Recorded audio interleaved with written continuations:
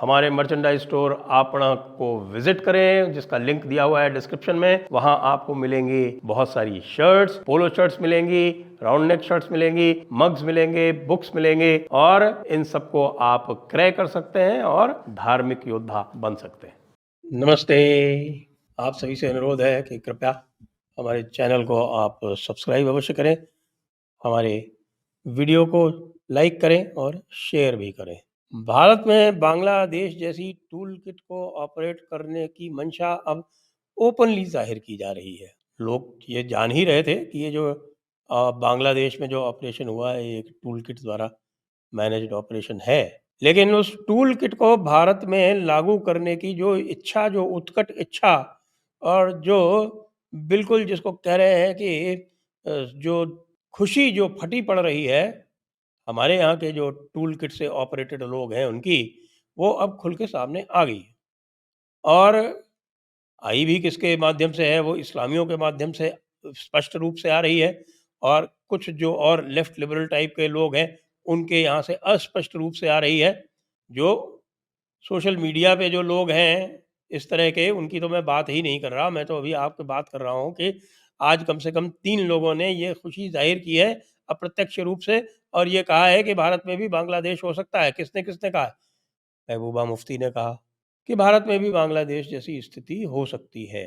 फारूक अब्दुल्ला जी हैं, वो फारूक अब्दुल्ला जी की तो बात ही क्या है। फारूक अब्दुल्ला जी भी जो है वो ज़ोर-ज़ोर से जो कह रहे हैं, वो कह तो नौब तोल के रहे हैं, लेकिन उनकी जो स्थिति है उससे ये स्पष्ट रूप से ज़ाहिर हो रहा है कि उनकी दिली तमन्ना है कि किसी प्रकार से बांग्लादेश यहाँ हो जाए। और कांग्रेस की ओर से सलमान खुर्शीद ने तो खुल के कह ही दिया, और उन्होंने ये कह भी दिया कि भाई शाहीन बाग को तो हम एक सक्सेस मानते हैं। शाहीन बाग जो है वो एक फेलियर नहीं थी, शाहीन बाग एक सक्सेस है। और केवल दिक्कत उसमें यह है कि जो लोग शाहीन बाग में आगे थे वो जो है वो तरह तरह के मुकदमों में फंसे हुए हैं। बहुत सारे लोगों की बेल आज तक नहीं हो पाई है। जी हाँ, ये तो मानना पड़ेगा कि इस मामले में जो है दिल्ली पुलिस और हमारे जो और होम मिनिस्ट्री के अंतर्गत काम करने वाली एजेंसीज ने ये काम तो बहुत बढ़िया तरीके से किया है कि दिल्ली में जो शाहीन बाग हुआ, और शाहीन बाग के बाद उसी टूल किट के द्वारा जो दिल्ली दंगा हुआ उसमें जो लोग आए, उन लोगों को आज तक, यानी उमर खालिद को, शर्जील इमाम को, इन सबको अभी तक बेल नहीं मिली है। जिनको जिनको मिल भी गई वो भी जो है वो सिरे से सीन से गायब हो चुके हैं। कहने का अर्थ ये है कि सभी को अब ये डर लगने लगा है कि भाई ये जो मामला है ये है, आगे तक जाएगा। ये ऐसा नहीं है कि ये चुपचाप संभल जाए। मामला लीगल बहुत है, और जो जुडिशरी है वो कोई भी सिंपैथी अब इनके प्रति दिखा नहीं रही है, विशेषकर जिनके ऊपर यूएपीए लग गया। तो जो यूएपीए में आ गए, एनआईए एक्ट में आ गए, जो कि इनकी हरकतें हैं उसमें लगभग सभी आ ही जाते हैं। सलमान खुर्शीद का जो कहना है वो अत्यंत सिग्निफिकेंट और अत्यंत महत्वपूर्ण इसलिए है कि वे कांग्रेस टूल किट का हिस्सा हैं। वे सुप्रीम कोर्ट में सीनियर एडवोकेट हैं, और उनके पिता खुर्शीद आलम खां और खुर्शीद आलम के खां के पिता जाकिर हुसैन, ये सब जो हैं वो कांग्रेस के बहुत पुराने लोग हैं, बहुत ही पुराने लोग। खुर्शीद आलम खां भी सुप्रीम कोर्ट के एडवोकेट थे। सलमान खुर्शीद भी सुप्रीम कोर्ट के सीनियर एडवोकेट हैं, ऑक्सफोर्ड के पढ़े हुए हैं। फर्रुखाबाद से एक बार जीत गए थे 2009 में, तो उनको लगने लगा कि भाई वो तो अब बहुत बड़े मास लीडर भी हो गए हैं, और शायद मुसलमानों के लीडर भी हो गए। उनको पता होना चाहिए कि मुसलमान अपना लीडर जो है इस तरह के व्यक्ति को कभी नहीं बुलाता, कभी नहीं बनाता। वो तो फिर अगर बनना है उसको, तो फिर उसकी तरह उसको भी जिन्ना की तरह फंडामेंटलिस्ट बनना पड़ेगा। फंडामेंटलिस्ट की जो लैंग्वेज होती है उसको उससे भी अधिक फंडामेंटल वे में बोलना पड़ेगा। जब तक वो नहीं होगा तब तक भाई मुसलमान तुमको अपना कायद नहीं मानेगा। और कायद मान भी लिया तो जब तुम्हारा काम हो जाएगा उसके बाद तुम्हें दूध में से मक्खी की तरह निकाल के फेंक दिया जाएगा। कायद आजम जिन्ना जो थे, जब तपेदिक से यानी टीबी से मर रहे थे तो उनको भेज दिया गया था जियारत नाम की जगह पर बलोचिस्तान में, जहाँ किसी भी तरह का कोई कम्युनिकेशन का साधन नहीं था। और जब वो मरने लगे तो जिस एम्बुलेंस से उनको लाया जा रहा था उसमें बीच में पता चला कि पेट्रोल ख़त्म हो गया, और वो वहीं रुक गई। और उसी एम्बुलेंस में वो तड़प तड़प के मर गए। लेकिन जो इनकी वेट ड्रीम है, उसके बारे में मैंने 2 दिन पहले भी कहा था कि नरेंद्र मोदी जी आपको सावधान रहना होगा।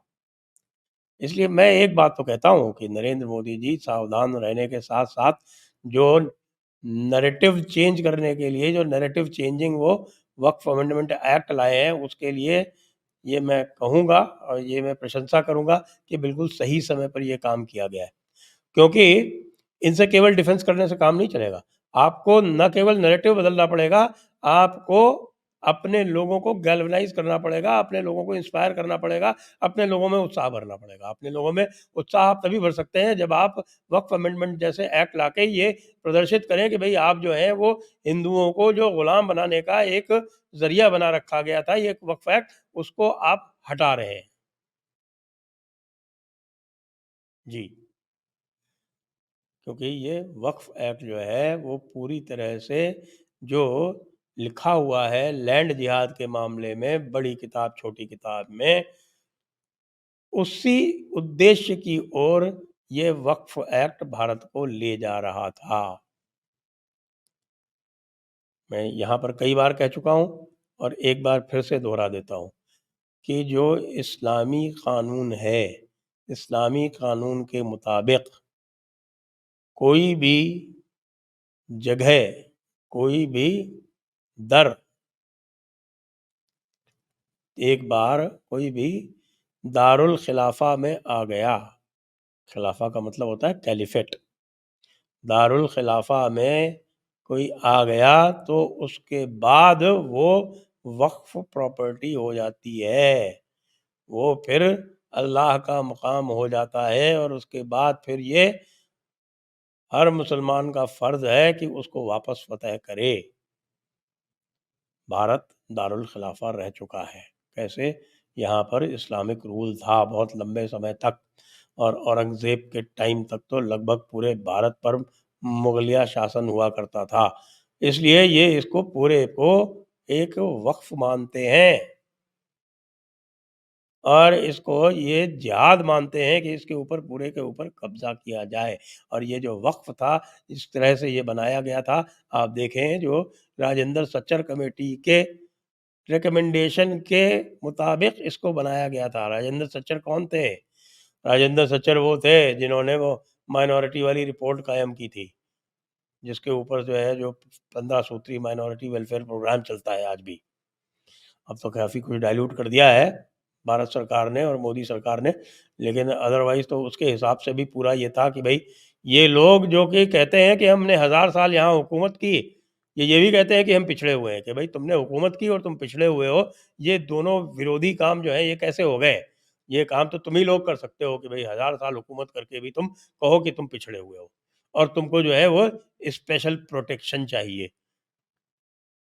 ये जो वक्फ एक्ट है, ये स्पेशल प्रोटेक्शन के नाम पर दिया गया एक ऐसा विशेषाधिकार है, एक ऐसी प्रिविलेज है, जिसकी आपको मिसाल जो है वो संभवतः अंग्रेज़ों के ज़माने में भी कहीं नहीं मिलेगी।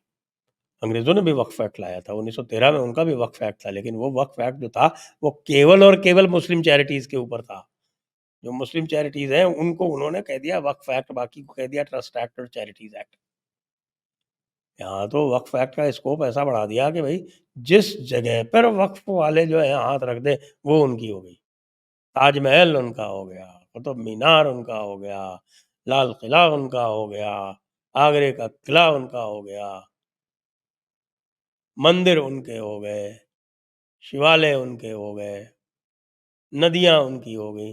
कोई ऐसी चीज़ बची है? वही वाली वही वाला हिसाब है कि जिस तरह से इस्लामिक रूल में पूरा का पूरा भारत उनकी प्रॉपर्टी थी, उसी तरह से अब वो उनकी प्रॉपर्टी हो जाएगी या हो जाती, अगर ये वक़्फ़ एक्ट इसी प्रकार से चलता रहता। क्यों?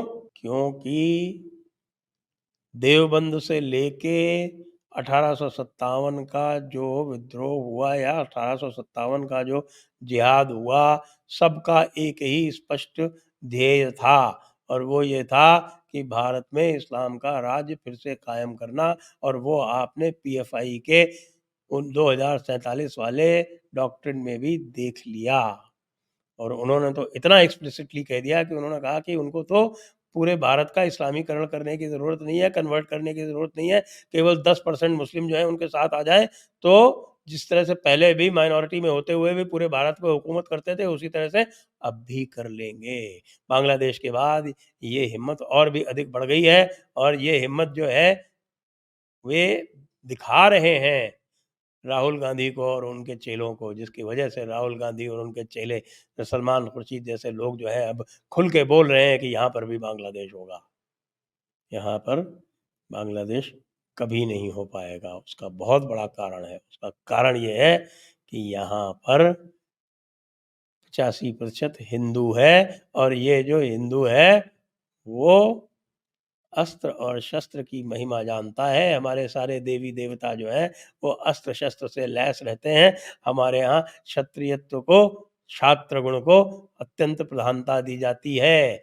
भगवत गीता जो है उसी क्षात्र गुण को प्रकट करने के लिए अर्जुन को उपदेश रूप में कही गई थी। क्लैव्यम आस्मगमः पार्थ नई तत्वोपपद्यते क्षुद्रम हृदय दौर्बल्यम त्यक्तोत्तिष्ठ परंतप। कायरता को मत प्राप्त हो हे अर्जुन, क्लैव्यम मास्मगमः पार्थ नई तत्वोपपद्यते, तुमको यह उपयुक्त नहीं रह लगता। क्षुद्रम यानी छोटेपन, हृदय दौर्बल्यम हृदय की दुर्बलता को त्याग कर, क्षुद्रम हृदय दौर्बल्यम त्यक्तोत्तिष्ठ, उत्तिष्ठ उठ खड़े हो, परंतप, परंतप मतलब अर्जुन। जय हिंद, जय भारत, वंदे मातरम।